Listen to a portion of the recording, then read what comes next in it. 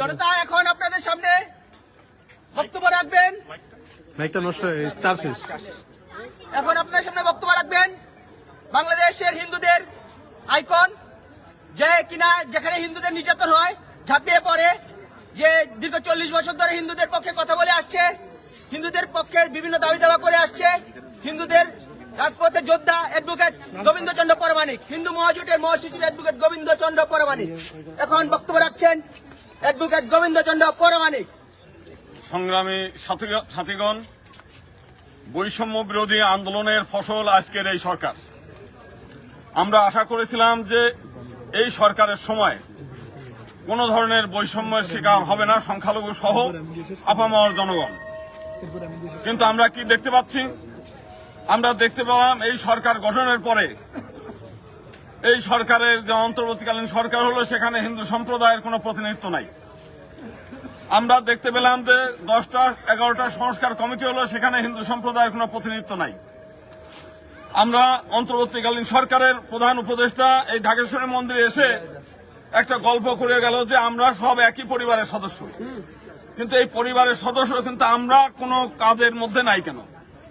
যে সংবিধান আমাদের সকলের উপর প্রভাব পড়বে, আমরা সেই সংবিধানের অধীনে চলবো, কিন্তু সেই সংবিধানের সংস্কার চলবে, সেখানে আমাদের কোনো কথা নিবে না, আমাদের কোনো প্রতিনিধিত্ব থাকবে না, এমনকি আমরা দুটো কথা বলতে চাইলেও সেখানে নেবে না। তাহলে আমরা এই একই পরিবারের কোন বিষয়টা? তার মানে হচ্ছে যে এই ইউনিট সরকার থেকে আরম্ভ করে যারা সংস্কার কমিটি, প্রত্যেক জায়গায় প্রত্যেকের মধ্যে একটা ভাওতাবাদী চলছে এবং আমাদেরকে নিয়ে সব জায়গায় ভাওতাবাদী। আমি হাইকোর্টে, সুপ্রিম কোর্টের একজন আইনজীবী, সেখানে 450-র উপরে আইন কর্মকর্তা নিয়োগ করেছে, সেখানে কোনো হিন্দু সম্প্রদায়ের প্রতিনিধি নাই। বিচারপতি নিয়োগ হচ্ছে, সেখানে হিন্দু সম্প্রদায়ের কোনো প্রতিনিধি নাই। বিভিন্ন জায়গা থেকে, যে জায়গা থেকে হিন্দু সম্প্রদায়ের লোকজন ছিল তাদের নানাভাবে বাধ্যতামূলক অবসর দিয়ে দেওয়া হচ্ছে।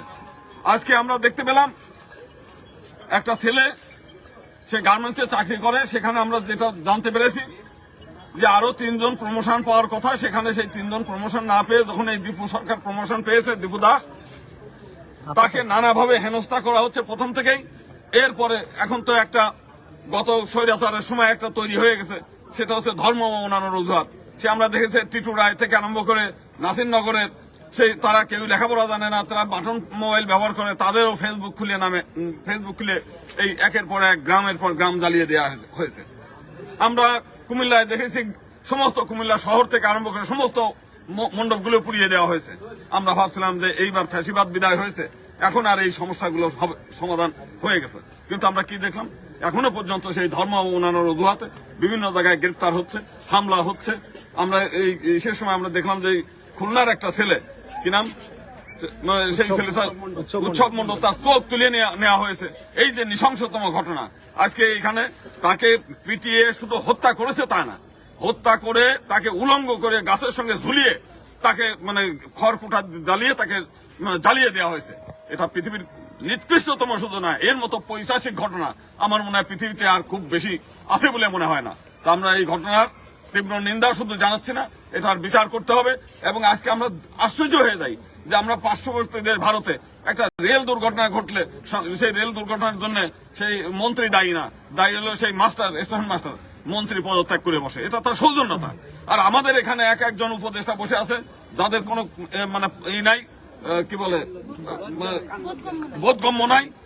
তাদের এত বড় একটা ঘটনা ঘটছে, হাদি হত্যা হচ্ছে, আপনার এই ছেলেটা হত্যা হলো, তার আগেও মুক্তিযোদ্ধা হত্যা হলো, আজকে গতকাল সেই ঝিনাইদহ একটা রিক্সা চালক, তারে বলছে সেই ভারতের কি রয়ের এজেন্ট, এইটা বলে তাকে হেনস্থা করতেছে।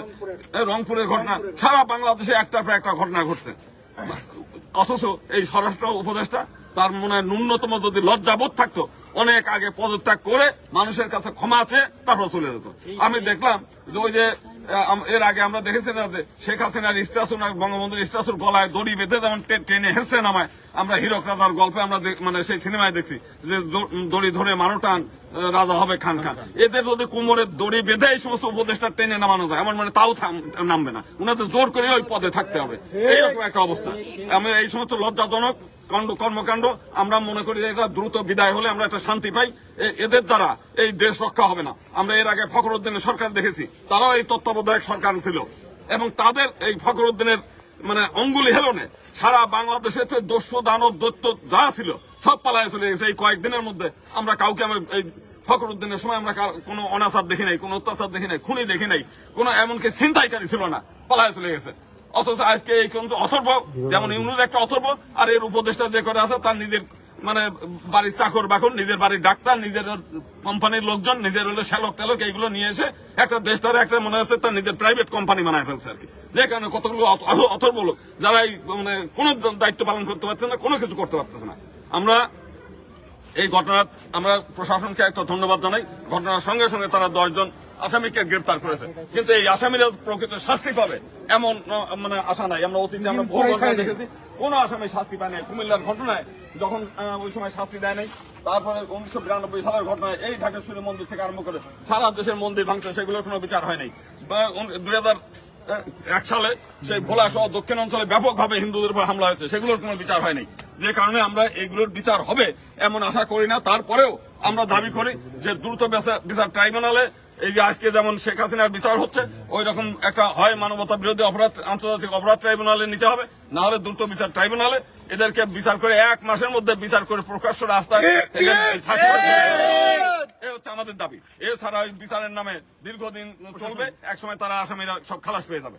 আর একটা বিষয়, এই সরকার আমরা দেখেছি সেই মহিবুল্লাহ তার ছেলে কোথাকার একজন হচ্ছে বিক্রমপুরী, আতাউল বিক্রমপুরী, আমরা দেখলাম সেখানে একটা মব তৈরি করার জন্য একটা নাটক তৈরি করেছে। সেটা পুলিশ ইনভেস্টিগেশন করে বের করার পরেও তাদেরকে গ্রেপ্তার না করে তাদেরকে ছেড়ে দিয়েছে। এইভাবে বিভিন্ন জায়গায় এই যে তৌহিদি জনতার নামে যে ঘটনাগুলো ঘটছে, সরকারের উচিত মানে এতদিনে উচিত ছিল যারা এই তৌহিদি জনতার নাম দিয়ে বিভিন্ন জায়গায় উচ্ছৃঙ্খলতা তৈরি করে তাদেরকে চিহ্নিত করে তাদেরকে আটক করা। কিন্তু আমরা দেখলাম যে সরকার এদেরকে সুবিধা দেয়, তাদেরকে নিয়ে এসে আরো কিভাবে জামাইয়া ধরে আরো বের করে দিয়ে বিভিন্ন জায়গায় প্রচারের সুবিধা করে দেওয়া যায়, সেই জিনিসগুলো করছে।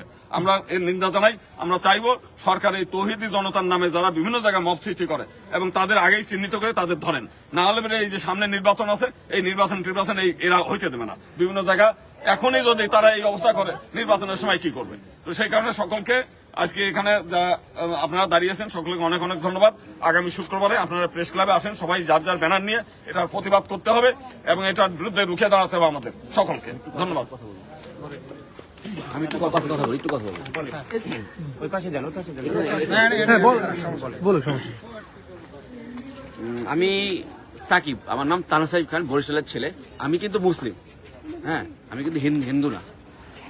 আমি কিছুক্ষণ একটা কথা বলেছি, এটা হচ্ছে যে অন্ধকারের রাস্তা হয় আলোর দিশারি, আঘাত জোরে তীব্র হোক ভাঙি মহামারী, জীবন থাকে দেহ আত্মা সত্যের ঠিকানা, রেল লাইনে বলি দেবো মাথা দেবো না। ব্যাপারটা হচ্ছে যে আমি যদি মুসলিম হয়ে যদি একজন হিন্দু ভাইয়ের পাশে দাঁড়াতে পারি, তাহলে আপনার হিন্দু হয়ে কেন হিন্দু ভাইয়ের পাশে দাঁড়াতে পারবেন? আমি এখানে আসছি আমার কোনো স্বার্থের জন্য না। আমার লাইফ অনেক কষ্ট গিয়েছে। এই 12টা বছর পর আমি একজনকে খুঁজতে আসছিলাম এখানে।